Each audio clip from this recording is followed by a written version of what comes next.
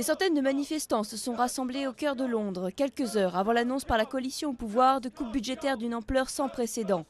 Le déficit britannique atteint près de 10% du PIB, c'est le plus élevé des grands pays de l'Union européenne. Le gouvernement prévoit de nouveaux impôts comme une hausse de la TVA dès janvier et surtout des mesures d'austérité, 25% de crédit en moins pour la plupart des ministères d'ici 2015. Mais pour les syndicats, c'est trop et trop tôt.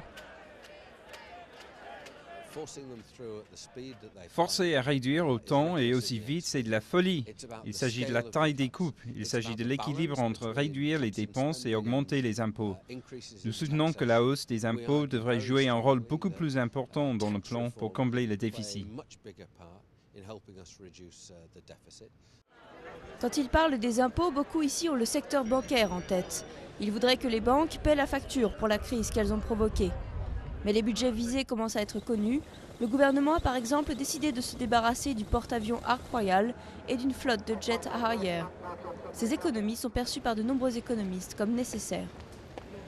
Nous devons vraiment vivre selon nos moyens et réduire le déficit est une façon d'y parvenir. Cela va faciliter la croissance du secteur privé et une économie plus saine. Côté syndicat, on met surtout en avant la perte prévue d'1 million d'emplois qui pourrait faire replonger le pays en récession. Et certains pensent que la coalition veut en réalité démanteler l'État-providence britannique. Nous pensons que le gouvernement, les conservateurs notamment, sont idéologiquement pour ces coupes budgétaires.